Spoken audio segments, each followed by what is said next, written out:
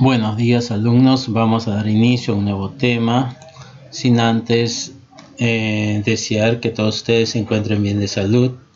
Como hemos venido trabajando, ustedes tienen que transcribir a su cuaderno, hacer las actividades y luego presentarlas para yo poder revisarlas y colocar sus notas. No olvidar también que tienen que hacer su carátula del valor del mes, que es compañerismo. ¿Ya, jóvenes? Muy bien, aquí estamos hablando. Hoy día vamos con el tema de José Luis Bustamante Rivero. Ya, chicos, muy bien, acá hay una señora en las elecciones del año 1945, cuando este señor José Luis Bustamante Rivero sale elegido como presidente.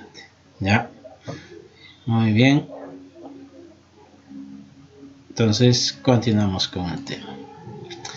¿Cómo fue el inicio del gobierno de José Luis Bustamante Rivero?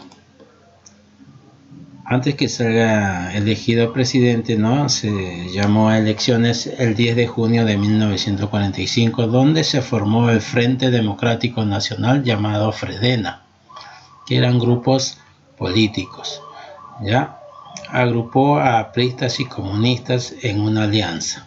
Que esta alianza está más o menos entre poder llegar a que sean elegidos como presidentes, pero no llegaron por no tener mucha acogida. ¿Ya?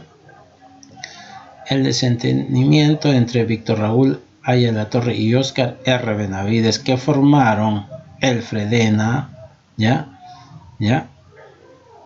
Entonces no se entendía muy bien, y entonces por ahí aprovechó y se le llamó a este señor llamado José Luis Bustamante Rivera como candidato de consenso, resultando elegido como presidente el 28 de julio de 1948, al ganarle al candidato Eloy G. Ureta, cuyo partido político es Unión Revolucionaria, UR. ¿Ya? Entonces es así que este señor José Luis Bustamante Rivera sale elegido, sale presidente, ¿ya? Por el desentendimiento de esta alianza llamada Fredena.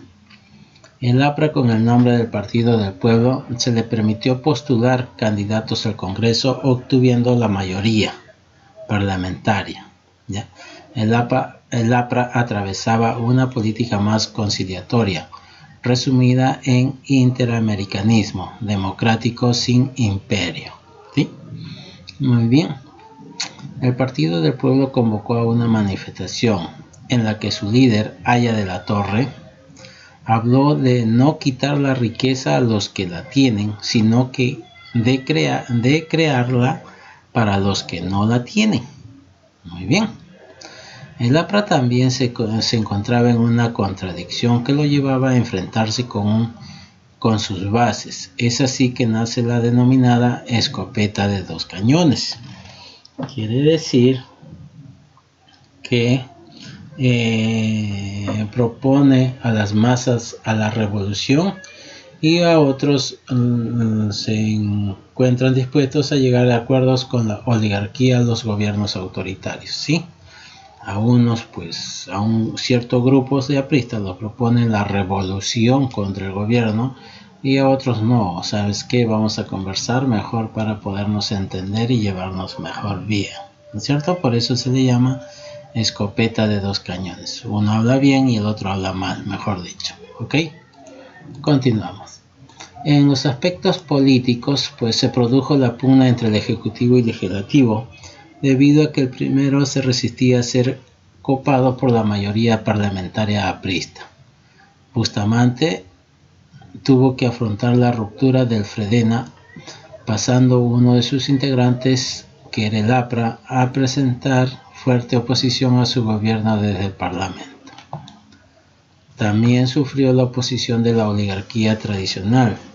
Se empezaron a producir crisis ministeriales debido a que eran censurados por el Parlamento. Y una vez que los apristas llegaron al Congreso, pues entonces empezaron a hacer sus propias leyes en contra del gobierno de Bustamante Rivera. El malestar político llegó a su punto culminante con el asesinato de Francisco Graña Garlán el 7 de enero de 1947, que era el director de la prensa, señalándose a los apristas como autores del crimen. Bustamante pues de inmediato retiró a los ministros apristas de su gabinete para garantizar una investigación imparcial del crimen y formó un gabinete nuevo donde los ministros eran militares. Pero no obstante la crisis política que sufrió este gobierno de Bustamante. ¿Sí? Este gobierno se caracterizó por su tendencia a afianzar la democracia política y por un amplio goce de libertades públicas. Pero la crisis política en que se debatía el gobierno llegó a un momento crucial cuando un grupo de senadores denominados independientes se negaron a concurrir al Senado el 28 de julio de 1947 para instalar el Congreso de ese año, lo que produjo el receso parlamentario y Bustamante tuvo que gobernar sin parlamento. El 3 de octubre de 1948, la oposición aprista llegó al extremo de producir en el Callao una sublevación contra las tropas de la Marina de Guerra, acción que fue reprimida, debido a lo cual el gobierno declaró al APRA fuera de ley, reanudándose la persecución de los líderes apristas. ¿Vale? Así fue que no pudo gobernar por las insistencias y ocurrencias del Partido Aprista Peruano. ¿Ya? ¿Quién era su representante del Partido Aprista? Víctor Raúl Haya de la Torre. Muy bien, continuamos. En su aspecto económico, a ver, ¿cómo se basa en la economía del gobierno de José Luis Bustamante Rivera? Cuando finaliza la Segunda Guerra Mundial, que era 1939-1945, disminuyeron las exportaciones de productos peruanos, generando protestas por la falta de empleo, en especial en las haciendas de la sierra, lo que originó la organización campesina en la Federación Agraria Campesina, Azucareros Norteños y la Confederación de Campesinos, generándose migraciones a las zonas costeñas. El gobierno elaboró medidas asistenciales como el aumento de la burocracia estatal, el aumento del jornal y sueldos para trabajadores de sindicatos y el control de precios y tipos de cambios fijos. Muy bien, así fue la economía de José Luis Bustamante Rivera. No pudo ejercer mucho nuestro territorio peruano por esta gran guerra que suscitó en el mundo, ¿ya? Y es así que fueron las migraciones que nos llevaron a tener una economía no tan estable para este gobierno de Bustamante Rivera. Continuamos. Hechos y obras del gobierno de Luis Bustamante Rivera. Creó la empresa petrolera fiscal, tomó el control del petróleo del país. Muy bien. También aprobó la ley del llanaconaje en 1947, imponiendo la remuneración salarial en las haciendas, fijando un monto específico de arriendo por tierras a los llanaconas, prohibiendo a los hacendados desalojarlos de la tierra ocupadas en sus dominios. Proscribió la obligación de los llanaconas a vender su producción a los hacendados. Las consecuencias a largo plazo no fueron las mejores, pues los llanaconas se dedicaban más a sus parcelas que el trabajo de las tierras del hacendado. Terminó el Hospital Hipólito Unanue en Bravo Chico y creó la Corporación Nacional de Turismo y Vivienda. Pues bueno, fueron las obras y hechos que suscitaron en el gobierno de Luis Bustamante Rivera. ¿Ya? Muy bien, jóvenes. Continuamos. La doctrina de las 200 millas. Sí, ustedes ya saben, ¿no? Muy bien. Que ahora poco ustedes recordarán que iba a haber una guerra entre Chile por este pedazo que no lo han hecho acá, ¿no es cierto? Donde participó la Haya. Muy bien. Se promulgó el decreto supremo número 781 del 1 de agosto de 1947, que estableció la soberanía del Perú sobre su plataforma marítima o zócalo continental y el mar hasta 200 millas marítimas, todo lo que está acá. ¿Sí? Entonces tenía libertad el Perú para poder salir a la pesca o hacer la pesca, ¿no es cierto? Esa actividad que nos llena de recursos también, provocando la oposición del gobierno de Estados Unidos, que exigía el reconocimiento de 12 millas marítimas. Nuestro país se mantuvo firme a pesar de las sanciones económicas que se planteaban. El Perú se constituyó así en uno de los países pioneros en lo que llegó a denominarse la tesis de las 200 millas, adoptadas en su elemento esencial como normas internacionales en la Convención de las Naciones Unidas sobre el Derecho del Mar de 1982.